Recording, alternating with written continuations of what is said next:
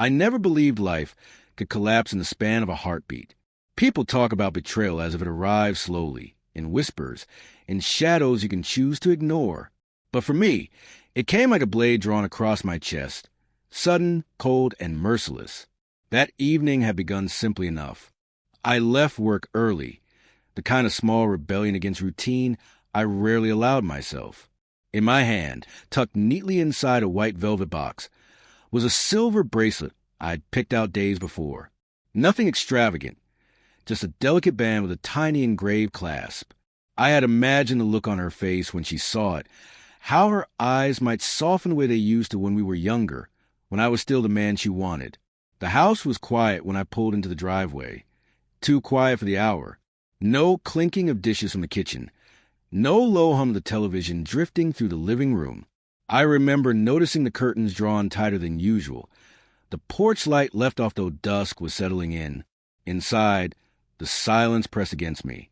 My shoes clicked softly on the hardwood, and I called her name once. Just once. No answer. That's when it hit me. A smell. Not the faint vanilla of her perfume. Not the detergent we both hated but always bought on sale. No, this was sharp, foreign, invasive.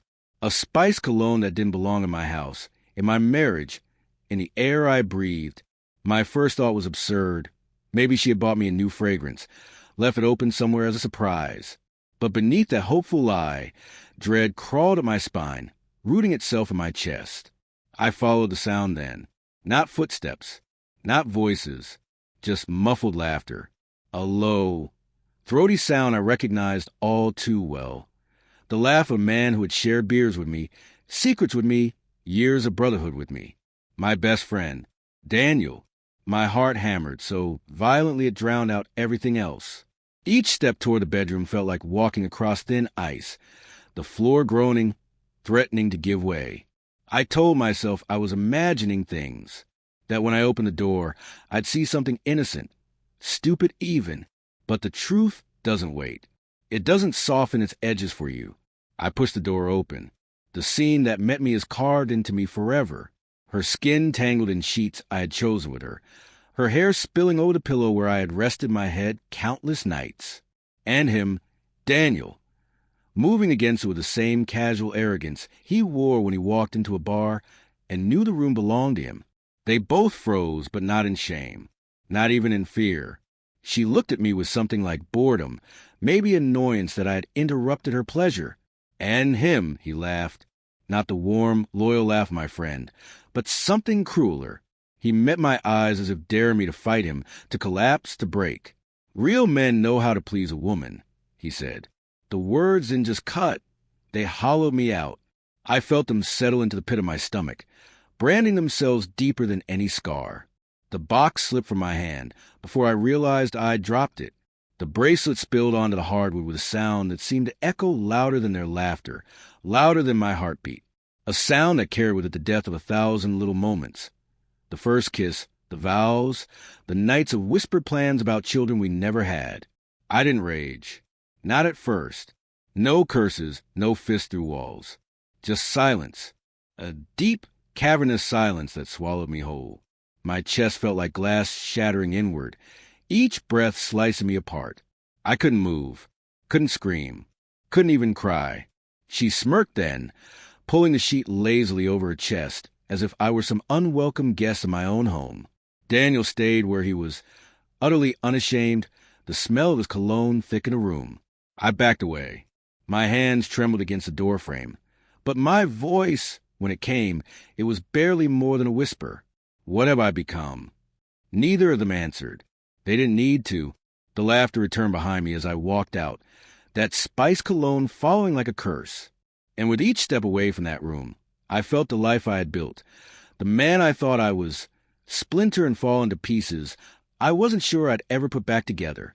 When I try to trace back where it all went wrong, I find myself sifting through years like faded photographs.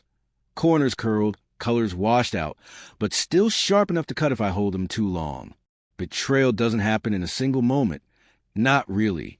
The act is sudden, yes, but the soil is prepared long before the knife ever goes in. I met Claire in college.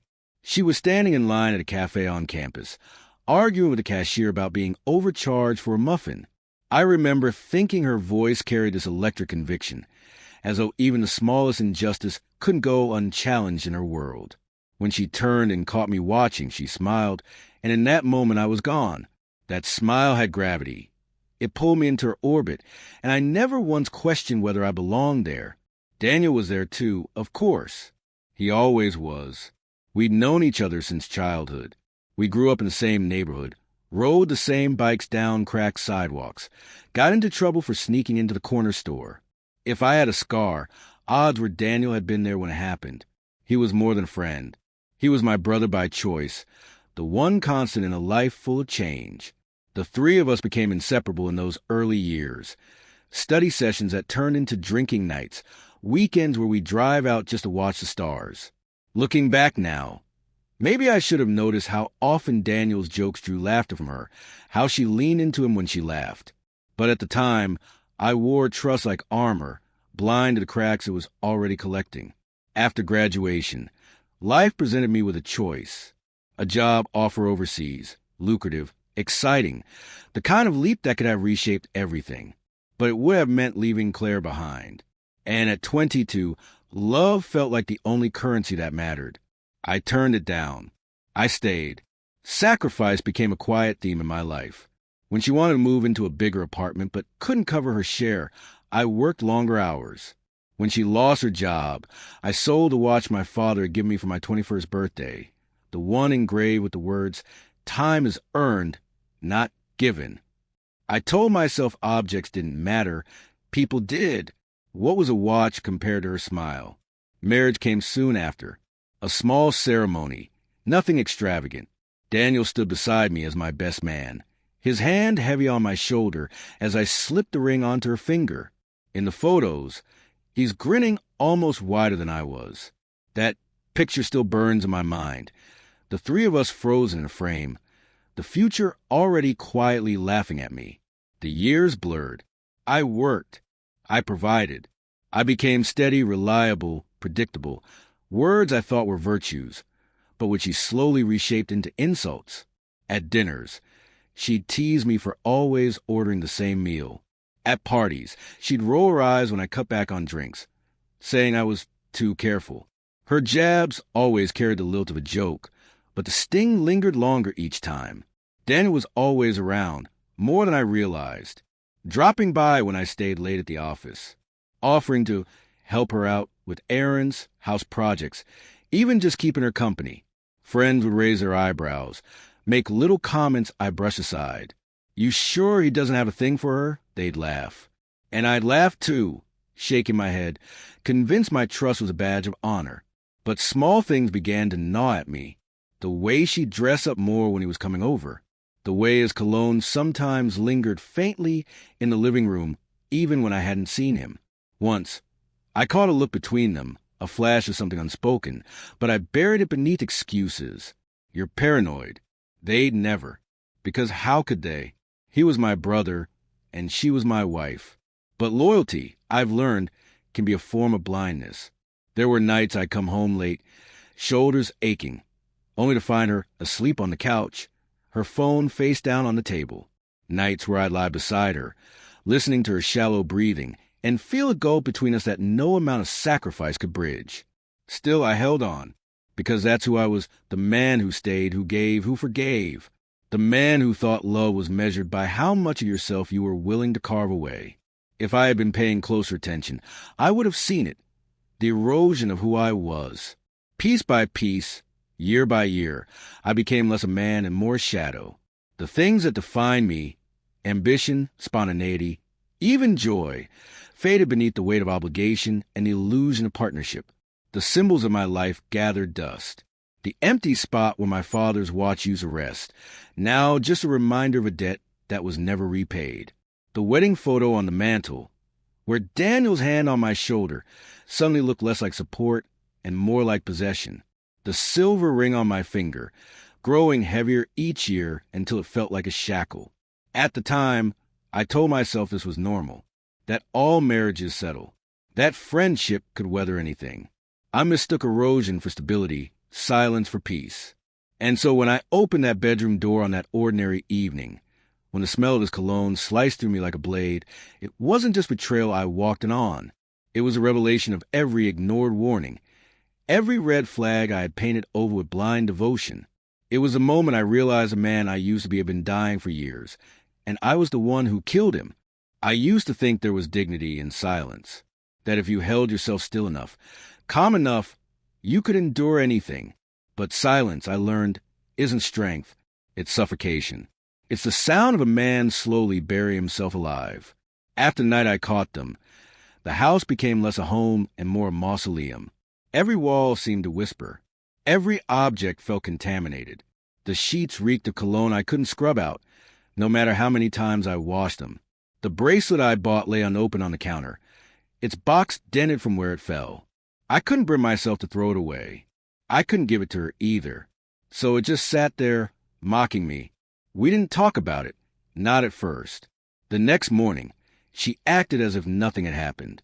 She made coffee, humming under her breath, wearing the same robe she had worn in that bed. I sat at the kitchen table staring at her, waiting for something, guilt, apology, tears. Instead, she looked at me with detached irritation. Finally, I broke the silence. Why? My voice barely made it out, cracked and thin. She didn't even flinch.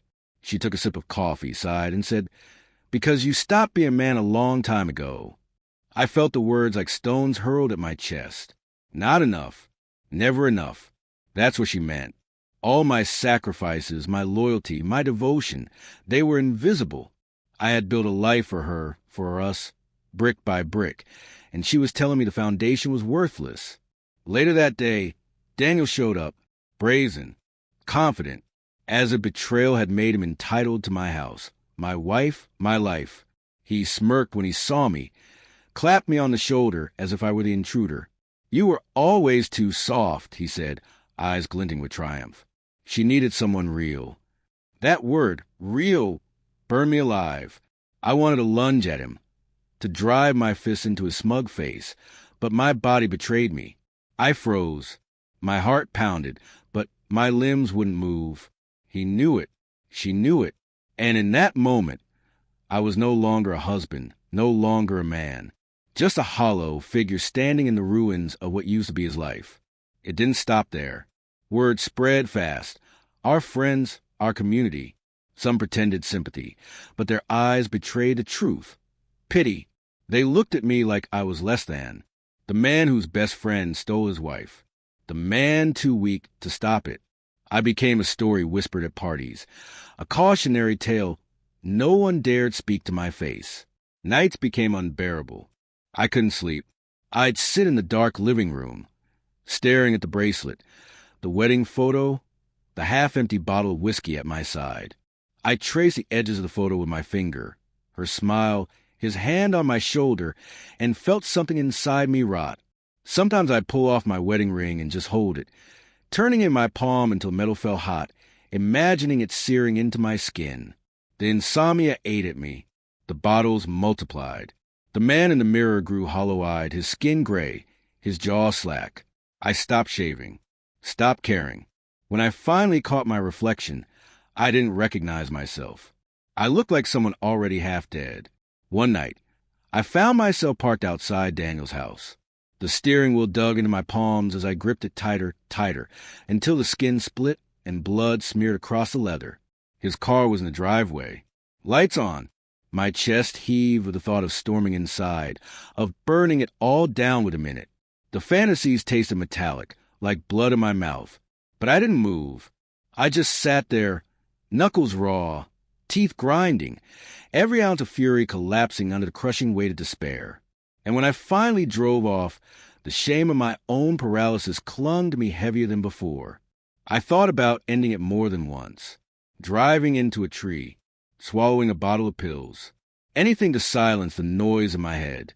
The echo of their laughter, her cold dismissal, his cruel taunt. The world had turned gray, colorless. Even food tasted like ash. But something always stopped me. A memory. My father's voice, gravelly and stern, from long ago. A man isn't measured by what breaks him, but by how he rises after. He'd said it after my first fight in school, when I came home with a split lip and tear-stained cheeks. At the time, I didn't understand. But now, those words kept me tethered. Weakly, but tethered nonetheless. The seed of strength was faint, fragile, but it was there. Some nights, I'd turn the bracelet box over my hands and think, not of her, not of Daniel, but of myself, of what it meant that I had once cared enough to buy it, that I had been a man capable of love, of thought, of tenderness.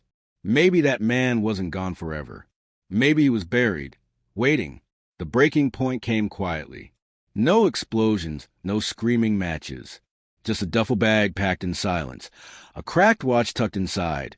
The bracelet still in its box. My wedding ring slipped off and pocketed. I walked out of the house without a word. No goodbye. No confrontation.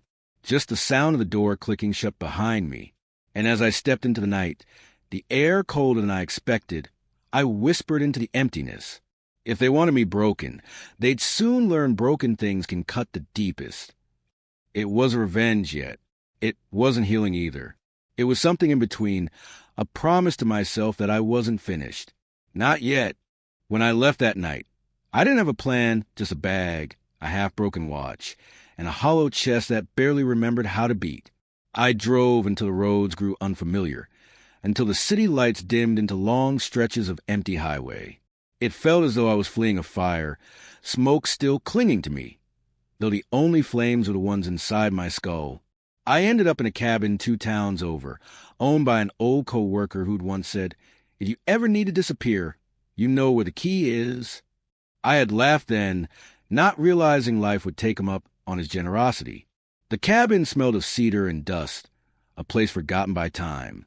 There was no Wi-Fi, no reminders of what I had lost, just creaking wood and the silence of trees. At first, silence was unbearable.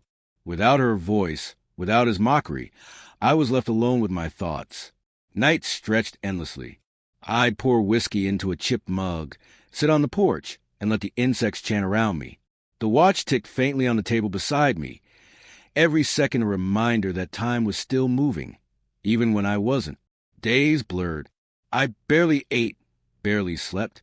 But in that emptiness, something unexpected began. I started walking the trails behind the cabin. At first, just to escape my own head. The air was sharp, biting at my lungs, but each step grounded me in a way I hadn't felt in months. Trees didn't lie. Rivers didn't betray. Out here, the world had no memory of Daniel or her. Out here, I was no one, and strangely, that anonymity felt like relief. One afternoon, while wandering, I found a fallen tree. Its trunk was split, jagged, like lightning had torn it in half. Yet at the base, green shoots were already sprouting, life insisting on itself, even in ruin.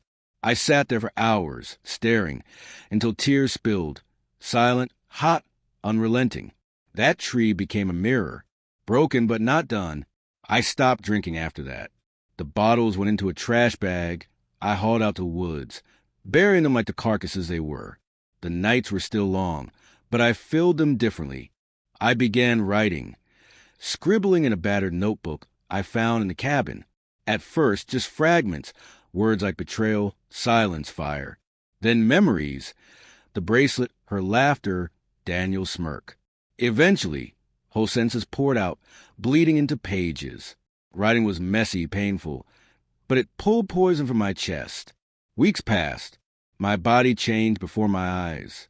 With no bar, no couch to sink into, I moved more. I chopped wood. I hauled water.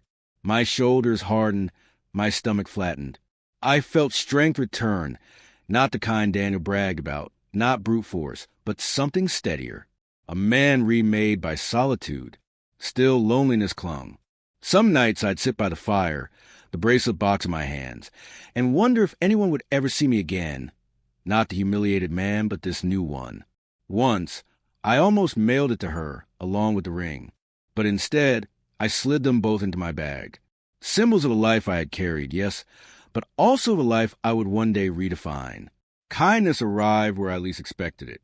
The town had a small general store, run by an elderly man named Carl.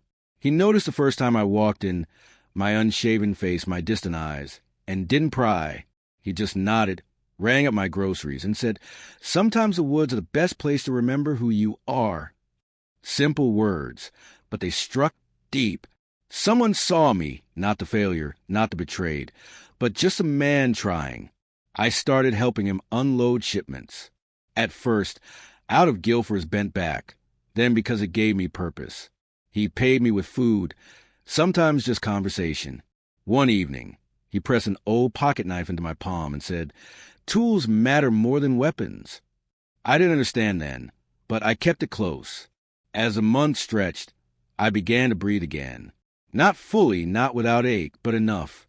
I noticed the way morning light spilled across the cabin floorboards. I noticed my reflection in the river, still scarred, but alive.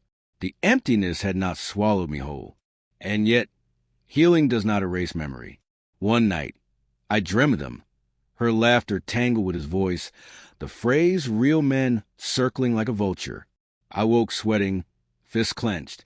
The rage hadn't died. It had only sharpened, tempered by silence. And for the first time, I realized I didn't want to run forever. The cabin had saved me, but it wasn't the end. It was a forge. The man who arrived here was broken, yes. But the man who would leave, he would be something else entirely. One morning, I packed my bag again. This time, not to flee, but to prepare. The bracelet, the ring, the cracked watch, all went inside. Symbols of what had been taken, but also of what I would reclaim. When I closed the cabin door, the silence no longer suffocated me. It steadied me, because now I knew survival wasn't enough. It was time for rebirth. Leaving the cabin felt like stepping out of a chrysalis. For months, I had existed in silence, cutting wood, scribbling words, mending a spirit I thought was beyond repair. But when I walked away that morning, with the watch ticking steady in my pocket and the bracelet buried beneath shirts in my bag, I knew survival was no longer enough. I didn't want to simply outlive what they had done to me. I wanted to become someone they would never recognize again. I rented a small apartment in the city. Not the same one where their betrayal had burned me, but a neighboring town close enough to stir reminders. The place was bare bones. A mattress on the floor, 2 chip mugs, a single lamp. But unlike the cabin, it hummed with potential. This wasn't exile anymore. It was staging ground. I enrolled in evening classes at a community center.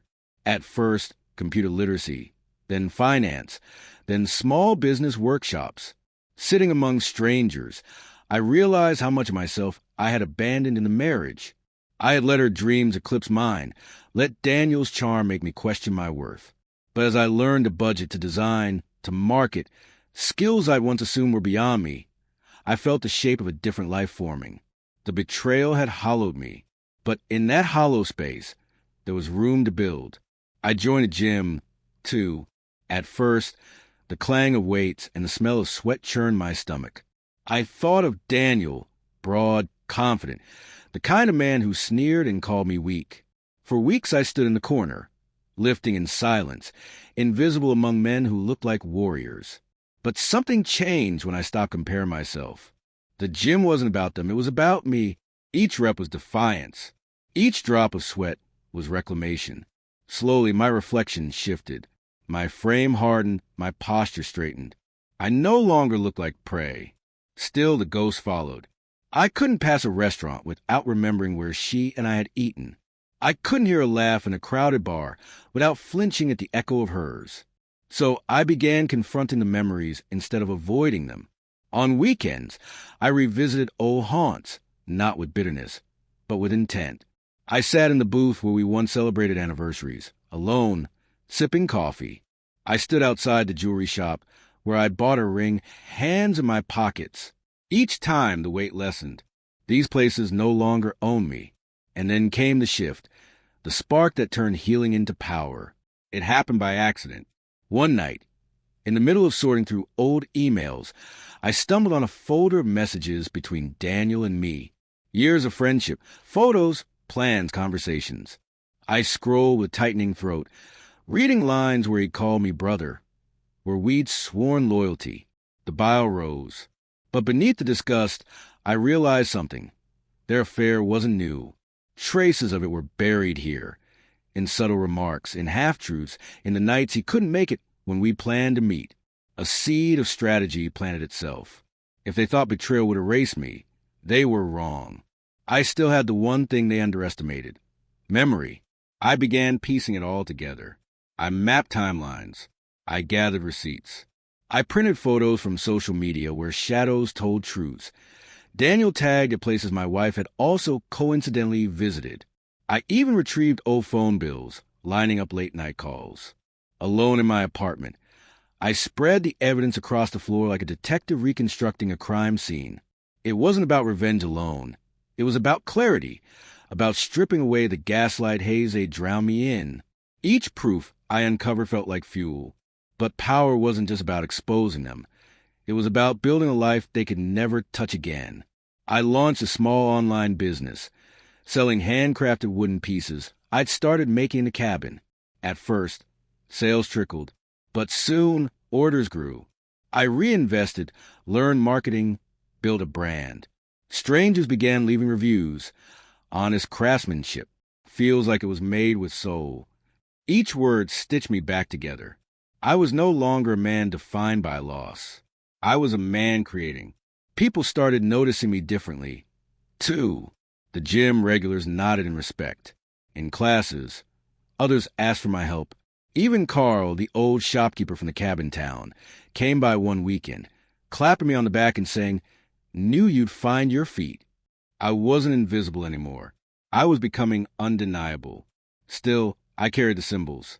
The watch, ticking faithfully, reminded me time had not stopped. The ring, dull but unbroken, reminded me of promises betrayed. The bracelet, small and cold, reminded me of the fragility of trust. I didn't despise them. I kept them close because they were no longer chains. They were tools, anchors for who I had been, and warnings for who I would never be again. The moment I knew the power had shifted came on an ordinary Tuesday. I ran into an old mutual acquaintance in a coffee shop. She blinked at me, stunned. "You look different," she said. "Stronger, happier." And I realized she was right.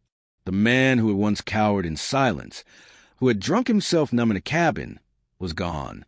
In his place stood someone who had been remade by fire and solitude, someone who no longer begged for love or validation. Daniel had called himself a real man. My wife had whispered I was weak, but real strength wasn't measured in stolen nights or cruel words. It was measured in survival, in rebirth.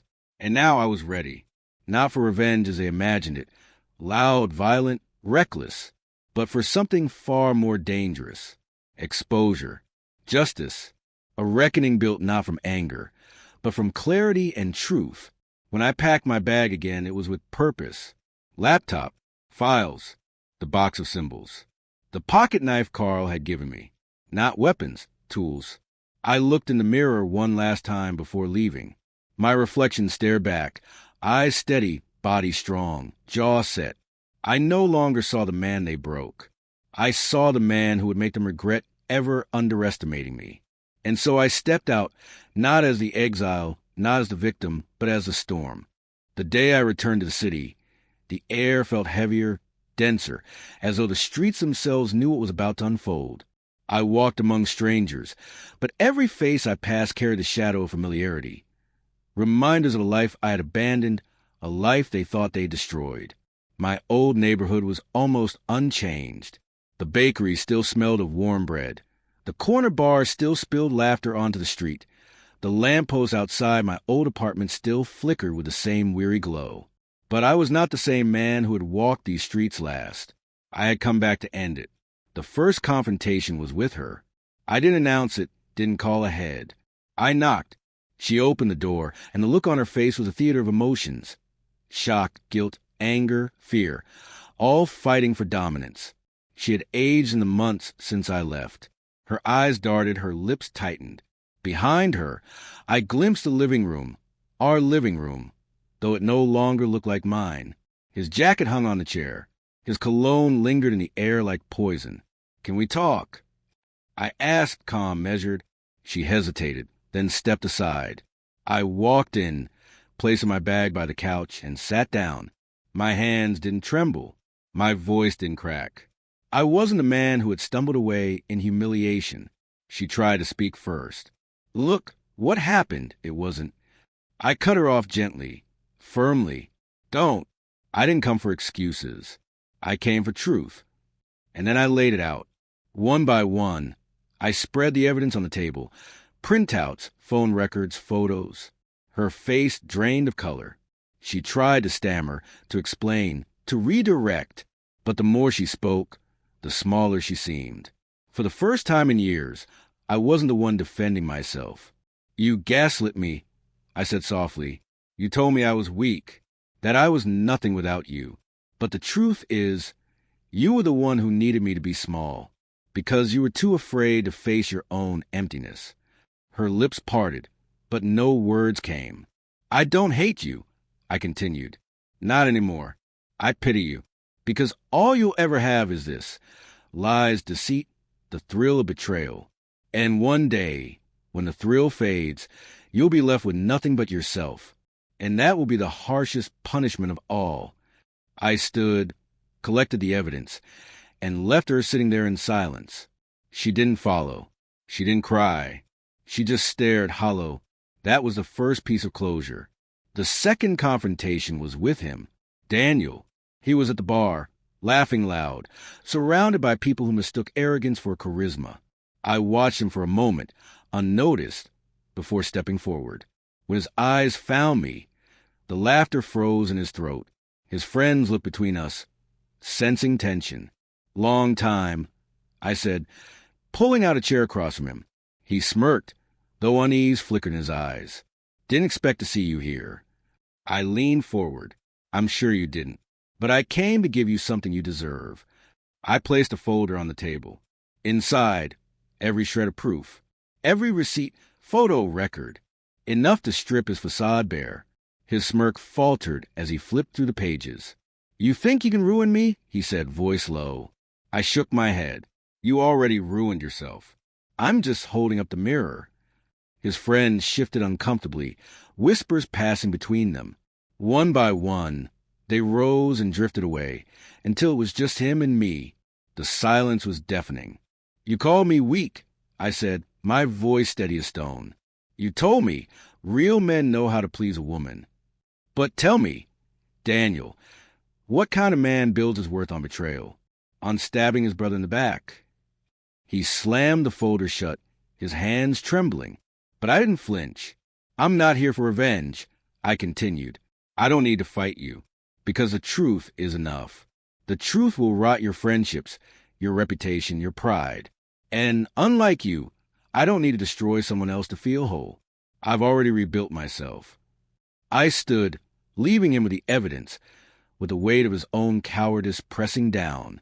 He didn't follow. He didn't threaten. He just sat there, crumbling in the silence. That was the second piece of closure. The final confrontation was with myself. I walked to the riverbank that night, the city lights shimmering on the water surface. I pulled out the box from my bag, the watch, the ring, the bracelet, symbols of everything I had lost, everything I had endured. I held the ring in my palm, its metal cold, heavy. Once it had been a promise. Now it was a tombstone. I whispered goodbye and dropped it into the current. It sank, swallowed by the dark water. Next, the bracelet, a token of friendship that had been nothing but a leash. I let it slip from my fingers. The river carried it away, without hesitation. Finally, the watch, my father's watch, the one thing that had stayed faithful through it all. I held it close, feeling its steady tick against my chest. This one I kept because it was not a chain. It was a reminder that time heals, that endurance matters, that I had survived. As the water rippled, I felt a stillness settle inside me. Not joy, not triumph, but peace. They no longer owned me. I walked away from the river with nothing but my bag and my breath. No chains, no ghosts, no weight I hadn't chosen to carry. And for the first time in years, I felt free. Free to live, free to create, free to love again when the time was right. The man I had been was gone. The man they tried to break had been buried. In his place stood someone stronger, not because of revenge, but because of rebirth. And that, I knew, would be the regret they carried forever.